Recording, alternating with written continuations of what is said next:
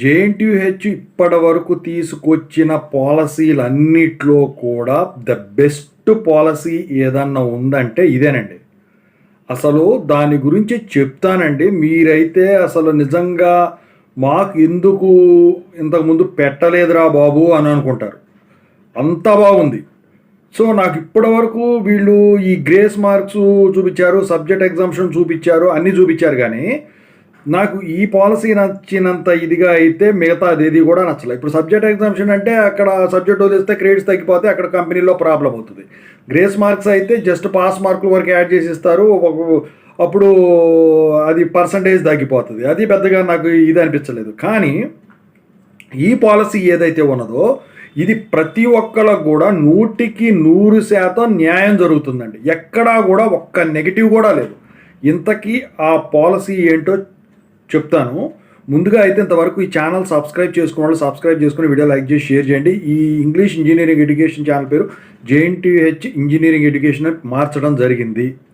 ఇక Telugu engineering education Telegram ఛానల్లో ఖచ్చితంగా అయితే జాయిన్ అవ్వండి. ఏమన్నా టైం టేబుల్స్ ఇలాంటివి వస్తే షేర్ చేస్తానండి మీకు. ఇక టాపిక్లో వెళితే జేఎన్టీయూహెచ్ వచ్చేసరికి మల్టిపుల్ ఎంట్రీ మల్టిపుల్ ఎగ్జిట్ పాలసీని అయితే తీసుకొచ్చింది. అసలు ఈ మల్టిపుల్ ఎంట్రీ అంటే ఏంటి, మల్టిపుల్ ఎగ్జిట్ అంటే ఏంటి? ఒకదానికంటే ఎక్కువ సార్లు అని అర్థం. ఓకేనా? సో దానికి లిమిట్ ఉంటుంది. అయితే ఈ మల్టిపుల్ ఎంట్రీ మల్టిపుల్ ఎగ్జిట్ పాలసీలో ఏం చేశారు, 4 ఏళ్ళ డిగ్రీ ఉంటుంది కదా, 4 ఇయర్స్. ఈ 4 ఇయర్స్ నుంచి 8 ఇయర్స్ వరకు ఇంతకుముందుది అలాగే ఉంది. కానీ ఈ 4 ఇయర్స్లో స్టూడెంట్ కనుక సెకండ్ ఇయర్లో ఆపేద్దాం అనుకున్నాడు, 2 వరకు చదివేసి ఆపేద్దాం అనుకున్నాడు, బయటికి వెళ్ళిపోదాం అనుకున్నాడు. అప్పుడు వీళ్ళు ఏం చేస్తారంటే ఆ 2 వరకు చదివిన దానికి diploma in that particular branch certificate ఇస్తారండి. సో దాన్ని పట్టుకొని వెళ్ళి జాబ్ జాయిన్ అవ్వచ్చు. ఇంటర్ ద్వారా వచ్చిన వాళ్ళు కాబట్టి పోయేసి ఈ సర్టిఫికేట్ ఏదో జాబ్ జాయిన్ అవ్వచ్చు. అయితే దానికి రిక్వైర్మెంట్ ఏంటి, 2 వరకు మొత్తం కూడా ఇంతకుముందు ఉన్న రిక్వైర్మెంట్ అని ఫుల్ఫిల్ చేసుకోవాలి క్రెడిట్స్. అయితే నిన్న క్రెడిట్స్ సంబంధించి పెట్టాను. అయితే 2లోనే అయిపోయిన తర్వాత ఆపేద్దాం అనుకుంటే 2 స్టార్టింగ్లోనే అంటే 2 ఇట్ సెల్ఫ్లోనే మీరు వాళ్ళకి ఇన్ఫర్మేషన్ ఇవ్వాల్సి ఉంటుందన్నమాట. డ్రాప్ అవుట్ అయిపోయారు, బయటికి వెళ్ళారు, మల్టిపుల్ ఇప్పుడు ఒక ఎగ్జిట్ అయిపోయింది. బయటికి వెళ్ళిన తర్వాత జాబులు ఏం రాలేదు. మళ్ళీ నేను 2 సంవత్సరాల తర్వాత అంటే 4 ఏళ్ళ వరకు ఛాన్స్ ఉంటుందంటే 4 to 8 years కదా, 4 ఏళ్ళ వరకు ఛాన్స్ ఉంటుంది. సో ఈ 4 ఏళ్ళలో మళ్ళీ నాకు ఇబ్బందిగా ఉంది, మళ్ళీ వచ్చి నేను ఎంట్రీ ఇస్తానంటే సెకండ్ టైం ఎంట్రీ ఇస్తాడు. ఎక్కడ 3-1.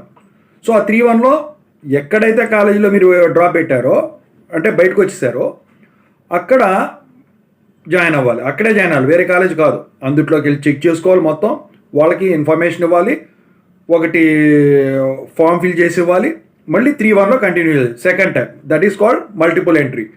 సో అంటే ఒకదానికంటే ఎక్కువ. మళ్ళీ 4th ఇయర్ అయిపోయిన తర్వాత బయటకు వచ్చేస్తారు కదా, అయిపోయిన తర్వాత కంప్లీట్ చేసుకొని మళ్ళీ ఎగ్జిటే కదా, అది second time exit, multiple exit అంటారు. ఒకదానికంటే ఎక్కువ ఉంటే మల్టిపుల్ అంటాం.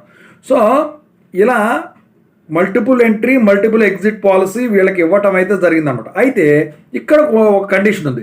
మీకు 2 తర్వాత బయటికి వెళ్ళిపోతారు కదా, diploma in that particular engineering అని చెప్పి సర్టిఫికేట్ తీసుకొని మళ్ళీ కనుక ఎంట్రీ ఇచ్చినట్టయితే 3rd ఇయర్లోకి ఆ సర్టిఫికేట్ మీరు సబ్మిట్ చేసేయాలి, అక్కడ హ్యాండ్ ఓవర్ చేసేయాలి వాళ్ళకు. చేసేసిన తర్వాత ఫైనల్ ఇయర్ అయిన తర్వాత ఓవరాల్గా PCCMM అనేది అప్పుడు వస్తుంది. అప్పుడు మీరు ఓడి పెట్టుకోవాల్సి ఉంటుంది అనమాట. ఓకేనా? సో ఇది ఏంటంటే కొంతమంది స్టూడెంట్స్ వామ్మో బర్డెన్ ఎక్కువైపోతుంది, డబ్బులు ఖర్చులు ఎక్కువైపోతున్నాయి ఇలాంటివి అనుకునే వాళ్ళకి ఈ multiple entry multiple exit policy అనేది ఉపయోగపడుతుంది. 4 to 8 years డిగ్రీ మాత్రం మారదండి. ఓకేనా?